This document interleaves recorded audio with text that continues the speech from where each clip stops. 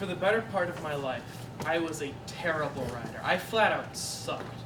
I have no shame in admitting this. I had a really good grasp on the English language, but I just couldn't apply it. Utilitarian writing was the only way I could get my point across.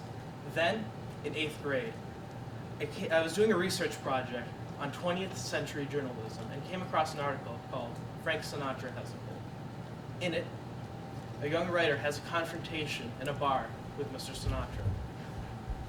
The writer mentioned in this piece is a man named Harlan Ellison. Unknown by most outside of writing circles, he is one of the most influential people I can think of, personally and when it comes to my writing. He has been described as the only living organism whose natural habitat is constant hot water.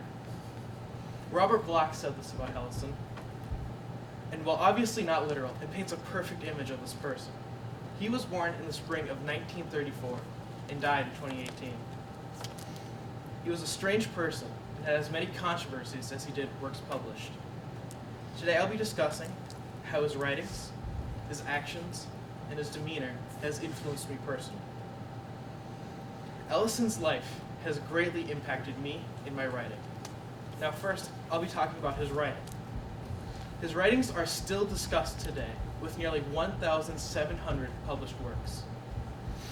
He had a script that aired for Star Trek, and another one that aired for the Alfred Hitchcock Hour. He had a bleak and melancholic writing style, especially for the 1960s.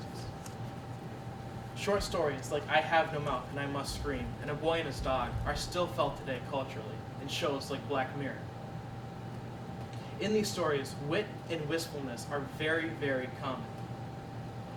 His nonfiction, however, was either soul-crushing or jovial. Some walk this thin line of being both. The way I tell stories has totally changed from reading and rereading his short stories and essays. Next, I'll be discussing his demeanor, which can only be described as being as stubborn as a mountain. He was born in Cleveland, Ohio, and was the only Jewish kid at his school. He was bullied harshly, which caused him to become belligerent. He hated when his scripts were changed, especially on TV. Once, a publisher put a cigarette ad in one of his books, which violated his contract.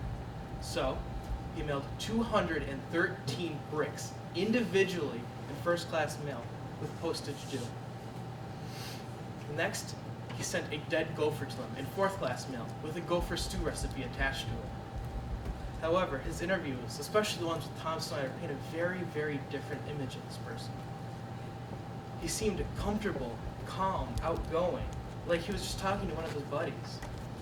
His demeanor overall was brash, not quite to the point of arrogance, but definitely abrasive. Finally, I'll be talking about his actions. He had more jobs at 18 than many people do through their entire life. He was an author, an actor, a fisherman, a farmhand, a dynamite truck driver at age 14, and worked for Disney for about 3 hours. Then he made some comments and immediately got fired. In 1954, he joined a street gang in Brooklyn for research on one of his books. In this gang, he acted as a war advisor. Then, 10 weeks later, he joined the U.S. Army from 1957 to 1959. In 1965, he joined the Selma to Montgomery March, organized by Martin Luther King Jr. In 1982, he assaulted his publisher because, I kid you not, he labeled one of his stories as a science fiction and not a historical fiction. I don't condone assaulting your publisher, by the way. Then, later that day, he appeared on television talking about his stories, grumbling about his publisher.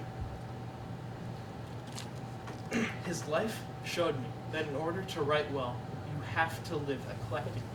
You have to learn about things that you wouldn't normally learn.